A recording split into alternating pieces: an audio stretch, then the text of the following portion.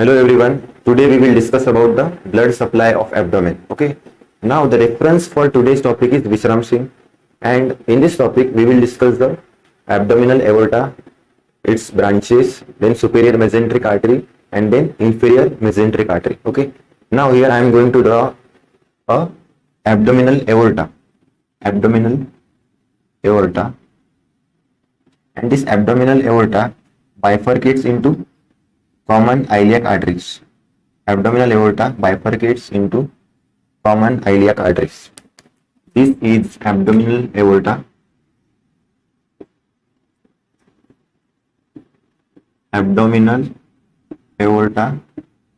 and its root value is from T12 to L4. Its level is from T12 to L4, and at the level of L4, it bifurcates into common iliac arteries.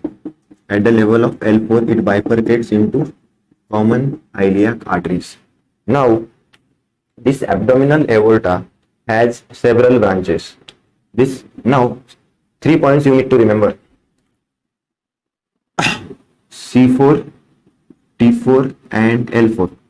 At the level of C4, there is a bifurcation of common carotid artery.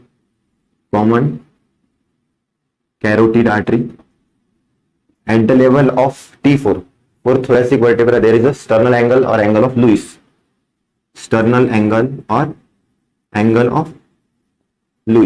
And at the level of L4, there is a bifurcation of abdominal aorta. At the level of L4. Now, this abdominal aorta has ventral, lateral, and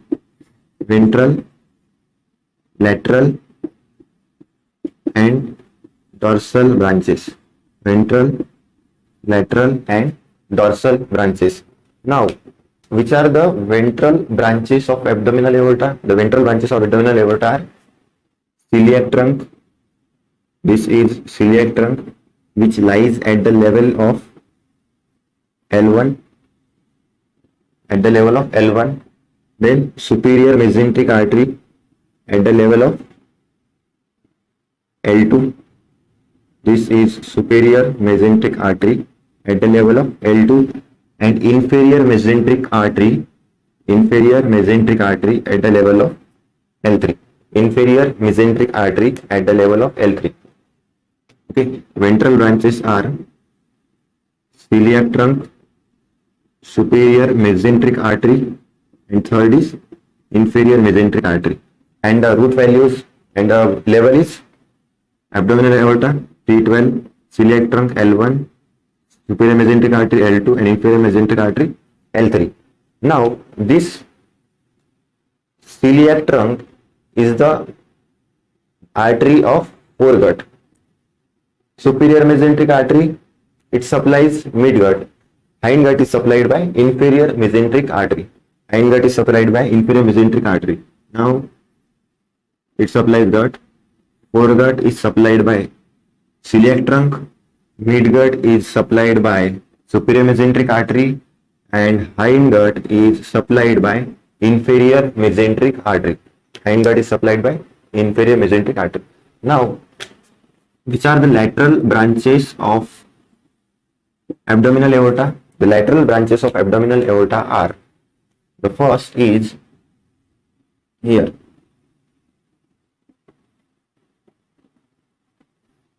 The first is this. This is inferior phrenic artery. Then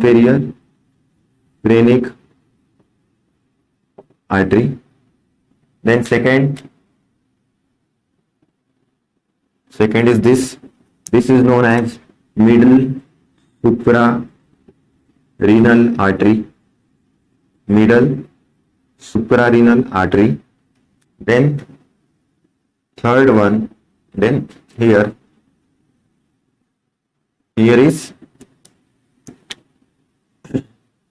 this one is renal artery, and fourth one is like this. Fourth one is like this, and this is gonadal artery. Gonadal artery. Gonadal artery.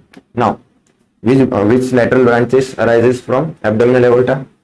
First, inferior phrenic, then middle suprarenal, inferior phrenic, middle suprarenal, then third renal, and fourth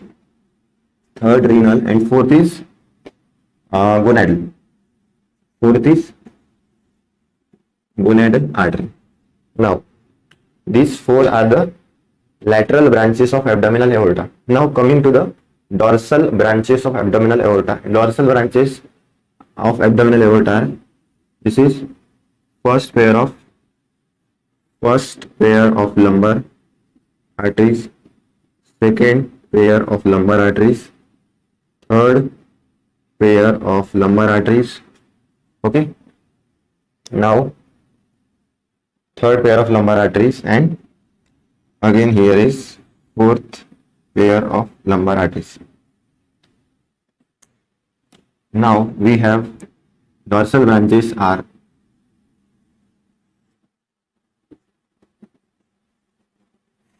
four pairs of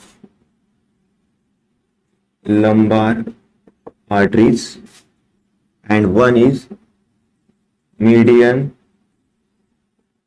sacral artery.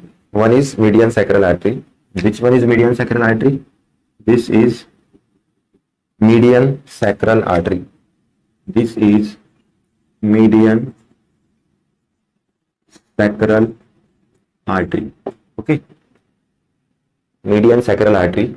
This is the branch. These are the branches of abdominal aorta: ventral, lateral, and dorsal. Okay. Now, this abdominal aorta, we have studied that the level of abdominal aorta is from T12 to L4. Okay. Then abdominal aorta divides into ventral, lateral, and dorsal branches. Ventral branches of abdominal aorta: celiac trunk, superior mesenteric artery, inferior mesenteric artery. The celiac trunk is at the level of L1 and it supplies foregut. Superior mesenteric artery is at the level of L2 and it supplies midgut. Inferior mesenteric artery is at the level of L3 and it supplies hindgut. Now, lateral branches are inferior phrenic, middle suprarenal, renal, and gonadal arteries. And dorsal branches are, I have shown this in dotted line. Dorsal branches are four pairs of lumbar arteries and median sacral artery. This is all about the abdominal aorta and its branches. Now we will discuss the celiac trunk, superior and inferior mesenteric arteries.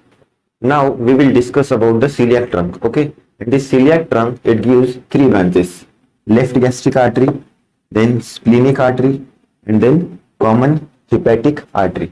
And this common hepatic artery, it gives right gastric artery. It gives right gastric artery. Then this is right gastric artery. Then it also gives gastroduodenal artery. And after here I will label this. This is right gastric artery, and this one is gastroduodenal artery. Gastroduodenal artery. Now, after giving this common hepatic artery, after giving right gastric and gastroduodenal branches, it will become hepatic artery proper. Hepatic artery proper, and this hepatic artery proper, it gives left and right hepatic branch. Left and right hepatic branch. This right hepatic, and from this right hepatic branch, cystic artery arises which supplies gallbladder. This is gastroduodenal artery. After giving right gastric and gastroduodenal branches, this will become hepatic artery proper, hepatic artery proper, and this hepatic artery proper, it gives left and right hepatic branches, left and right hepatic branches, left and right hepatic branches, and from right hepatic branch this cystic artery arises, and this cystic artery, it supplies gallbladder. Sometimes what happens, this cystic artery this right hepatic artery becomes tortuous, right hepatic artery become tortuous, and it is found inside the Gallows triangle. It's found inside the Gallows triangle. Now this is gastroduodenal artery, and this gastroduodenal artery, it gives superior pancreaticoduodenal artery and right gastroepiploic vein. Superior pancreaticoduodenal artery, this is superior pancreaticoduodenal artery, it gives anterior and posterior branches. This is anterior and posterior. This is superior pancreaticoduodenal artery. Gastroduodenal artery gives two branches, superior pancreaticoduodenal artery, and this one is right gastroepiploic vein. Right gastroepiploic artery, right gastroepiploic artery. Clear up to this point? Now this is splenic artery. This splenic artery, it gives short gastric arteries and left gastroepiploic vein, which anastomose with the right gastroepiploic vein along the greater curvature of the stomach. Along the greater curvature of the stomach. These are the short gastric. This is short gastric artery. This one is left gastroepiploic artery, which anastomose with the right gastroepiploic artery along the greater curvature of the stomach. Right and left gastric arteries anastomose along the lesser curvature of the stomach. And this splenic artery, after giving short gastric and left gastroepiploic branches, it will become splenic artery proper. This splenic artery proper, and this splenic artery proper is end artery. Splenic artery proper is known as end artery. Splenic artery proper is known as end artery. This is all about the celiac trunk and its branches. Okay. Now we have studied that the abdominal aorta arises at the level of T12. Okay. Just below the arcuate ligament. Abdominal aorta arises at the level of T12, just below the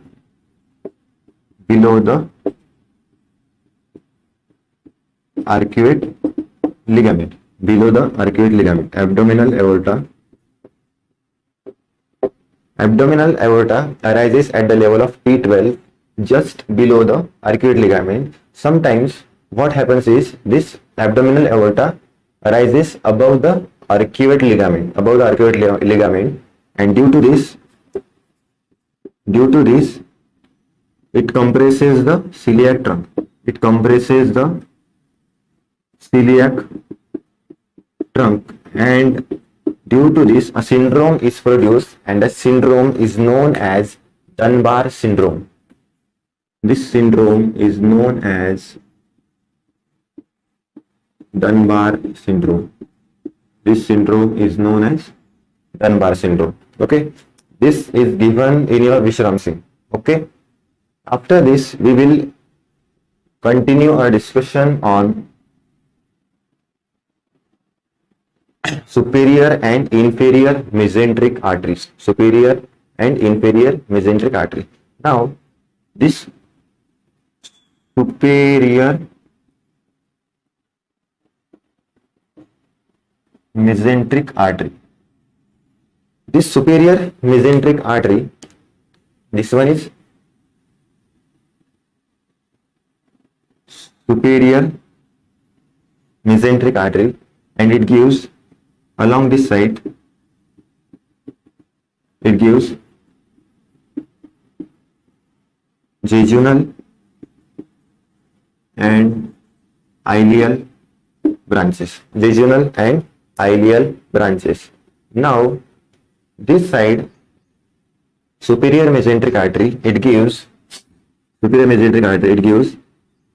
branch that is inferior. This branch, inferior pancreatico-duodenal artery, anterior and posterior part. This is anterior, this is posterior, and this anterior and posterior division of inferior pancreatico-duodenal artery anastomosis with the superior pancreatico-duodenal artery, which is a branch of gastroduodenal artery. Okay, this is inferior pancreatico-duodenal artery, which is a branch of superior mesenteric artery. And superior mesenteric artery, we have studied, it arises at the level of L2, and it is the main artery that supplies the midgut. Okay, now it also gives middle colic, it also gives right and left middle colic branches, middle colic branches.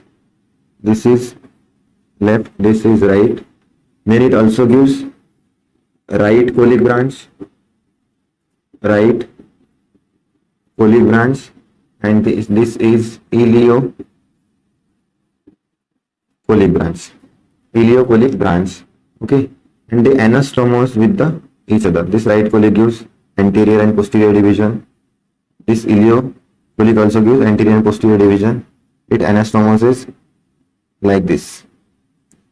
Now, this ileocolic artery, it gives anterior cecal, posterior cecal, appendicular artery, and superior rectal arteries. 4 branches. Anterior cecal, then posterior cecal, okay, then posterior cecal, then appendicular artery, and here it is superior rectal artery. Superior rectal artery. These are the branches of superior mesenteric artery. This is inferior mesenteric artery, and this inferior mesenteric artery, it divides into superior rectal arteries, superior rectal arteries. Okay, superior rectal arteries. Now this inferior mesenteric artery, it also gives left colic branch and certain sigmoidal arteries. This is left colic artery, and these are sigmoidal arteries, which anastomoses like this, which anastomose like this.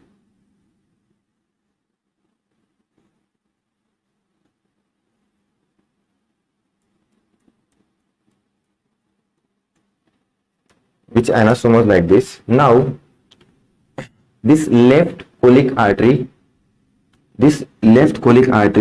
anastomose with the left branch of left middle colic artery. Left colic artery, it anastomose with the left middle colic artery, and this point is known as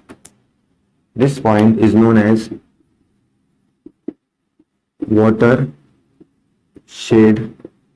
line, and this watershed line corresponds to left colic ligature. Now the question arises, which artery supplies the left colic flexure? Superior mesenteric artery or inferior mesenteric artery? The answer is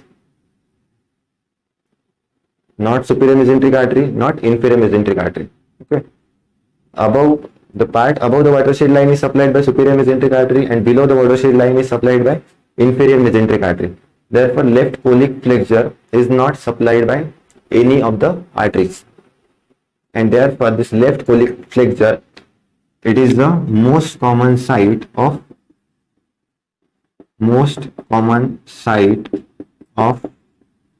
ischemic colitis. Most common site of ischemic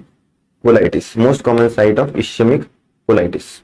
Now these are superior rectal arteries, and sigmoidal artery, it anastomoses with the superior rectal arteries, but this anastomosis is not sufficient.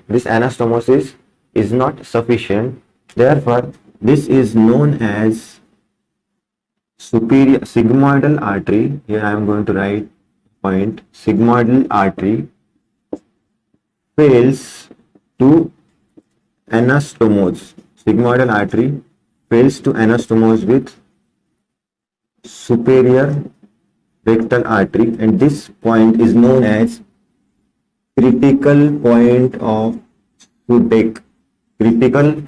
Sudeck. Go to the Vishram Singh and see the diagrams of branches of abdominal aorta, superior and inferior mesenteric arteries, and of light part. Okay, we have taken all the diagrams from Vishram Singh.